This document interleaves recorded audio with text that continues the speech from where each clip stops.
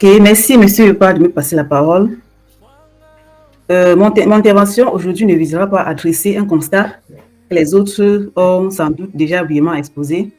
Alors, comment passer de la coexistence à une unité nationale véritablement égalitaire et durable? J'ai donc posé 6 recommandations avec chacune une feuille de route. Première recommandation, adopter un pacte linguistique constitutionnel. C'est quoi un pacte linguistique constitutionnel? C'est un accord ou un engagement mutuel entre les membres d'une communauté linguistique pour promouvoir et protéger la langue commune. Ici, dans la première étape, on pourrait, en 4 mois, organiser des consultations avec les parties prenantes pour identifier les besoins et les priorités linguistiques du pays. Ensuite, on pourrait rédiger une proposition de loi qui définit les objectifs, les principes et les mécanismes pour faire de la question linguistique une question transversale en 6 mois, en impliquant les citoyens et les parlementaires pour garantir que le document reflète les besoins et les attentes de la population.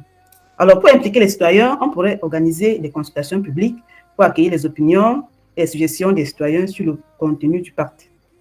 En ce qui concerne les parlementaires, on pourrait impliquer les commissions parlementaires spécialisées dans la rédaction du pacte pour garantir que le document soit conforme aux attentes et aux besoins du Parlement.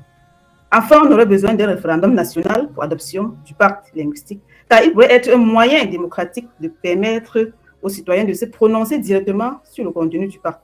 Cela pourrait se faire en un an. Cependant, il faudrait prendre en compte les mécanismes nécessaires pour assurer la mise en œuvre de la loi, notamment la création d'un fonds pour soutenir les projets linguistiques et veiller à ce que le processus soit transparent et inclusif. Passons à la deuxième recommandation, qui porte sur l'inclusion et la représentation. Donc, alors, il s'agirait ici d'établir une commission nationale des langues, composée des linguistes, des historiens, des juristes, des économistes, etc. Donc, de cartographier les langues, c'est-à-dire recenser toutes les langues, leur nombre de locuteurs, leur répartition géographique et même leur statut. Donc, l'inclusion et la représentation sont des éléments clés pour choisir 2 ou 3 langues parmi plusieurs langues maternelles dans les pays africains. Voici quelques stratégies à adopter. Donc, pour organiser des consultations larges et inclusives avec les différentes communautés linguistiques et culturelles pour recueillir leurs opinions et leurs besoins. Établir des critères clairs et transparents pour la sélection des langues, telles que la représentativité, la viabilité et l'importance culturelle. Il faut également sensibiliser et éduquer le public sur l'importance des langues choisies et sur les avantages de la diversité linguistique. Toutes ces stratégies pourront contribuer au développement culturel en promouvant la diversité linguistique et culturelle, en renforçant la confiance du public dans les institutions et les processus de prise de décision. Néanmoins, nous aurons quelques défis potentiels à relever, à l'instar de la gestion de la diversité. La gestion de la diversité peut être complexe, en particulier dans les pays avec une grande diversité linguistique comme le Nigeria, le Congo, le Cameroun, etc. Donc, le choix de 2 ou 3 langues parmi plusieurs langues maternelles peut rencontrer de la résistance de la part de certaines communautés linguistiques. Donc, la mise en œuvre d'une politique linguistique peut nécessiter des ressources et un financement important.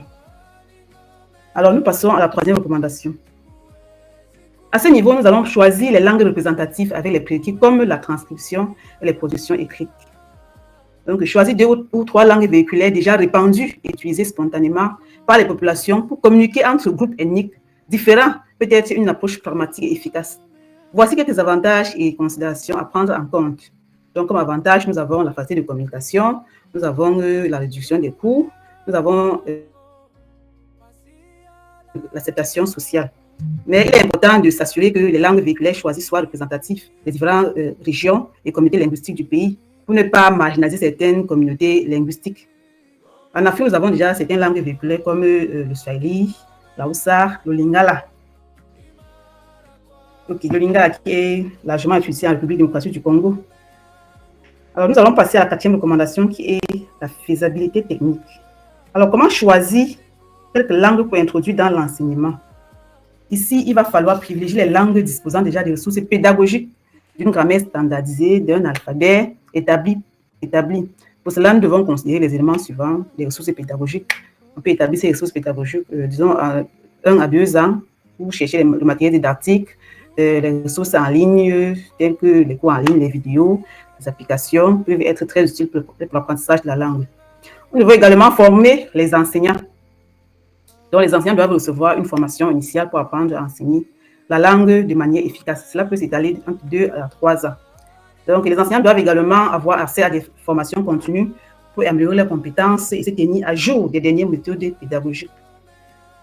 Après l'obtention de ces ressources, on pourrait introduire les langues dans l'enseignement de manière progressive, c'est-à-dire entre 5 à 10 ans. On pourrait, pour les premières années, choisir 2 ou 3 écoles pilotes dans différentes régions. Cette recommandation a quelques défis potentiels, en l'instar des ressources pédagogiques et les formations pour les enseignants pourraient être limitées, ce qui peut rendre difficile l'introduction de la langue dans l'enseignement. Donc, l'introduction d'une nouvelle langue dans l'enseignement peut rencontrer de la résistance également de la part de certains enseignants ou des élèves. Donc, l'évaluation et le suivi de l'efficacité de l'enseignement de la langue peut également être complexe et nécessiter des ressources importantes. Donc, en prenant en compte ces éléments, il est possible de mettre en place un plan d'introduction de la langue dans l'enseignement qui soit efficace et adapté aux besoins des élèves et des enseignants. Nous allons passer à la 5e recommandation ici. Il s'agit des médias et des évaluations. Donc, les médias et les évaluations sont des éléments clés pour promouvoir l'utilisation d'une langue et évaluer son efficacité dans différents contextes. Donc, quelques stratégies pour les médias, on peut avoir des émissions radio, télévisées. Les réseaux sociaux peuvent également être utilisés pour diffuser les contenus culturels et éducatifs. Les journaux, les magazines, pour publier des articles, des contenus dans la langue promue. En ce qui concerne l'évaluation, il est important d'évaluer la compréhension de la langue par les locuteurs et les apprenants. Il est également important d'évaluer la production de la langue, notamment la qualité de la langue écrite et orale. Défis potentiels. L'accès aux médias peut être limité dans certaines régions ou communautés. Il n'y a pas d'électricité ou de réseau Internet. Nous avons également la qualité d'évaluation qui peut être affectée par la méthodologie utilisée et les compétences des évaluations. Nous allons passer à notre dernière recommandation qui est modèle de financement. Donc, pour créer, il faut qu'il fait du modèle de financement de la promotion des langues choisies une affaire de tous les ministères. On peut identifier les besoins financiers pour promouvoir les langues choisies. Donc, en intégrant les crédits pour la promotion des langues dans les budgets de tous les ministères. On peut également mettre en place des mécanismes nécessaires pour assurer la mise en œuvre effective du plan de financement. Donc, en première année, on peut analyser les besoins et élaborer un plan de financement. En deuxième année, on peut intégrer dans le budget ministériel. Et entre la 3e et la 5e année, on peut faire la mise en œuvre et le suivi. On peut également avoir comme nationaux les secteurs privés, etc. L'institution des langues nationales comme langue de communication des autorités en mission hors du pays peut avoir plusieurs avantages également.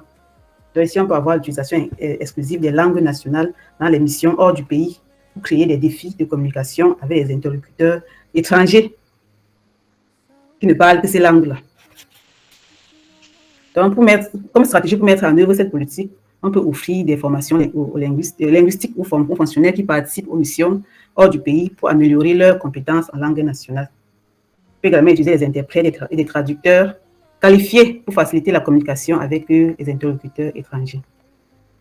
Donc, pour conclure, en ce qui concerne les choix des langues officielles africaines, c'est bien plus qu'une décision technique. En fait, c'est un acte politique fondateur. La feuille de route doit être inclusive, progressive et pragmatique. Donc, l'objectif ultime n'est pas d'effacer les identités locales, mais de construire une identité nationale plurielle où chaque citoyen se reconnaît à la fois dans sa langue maternelle et dans la langue commune qui incarne l'unité, le projet collectif de la nation. Donc, merci.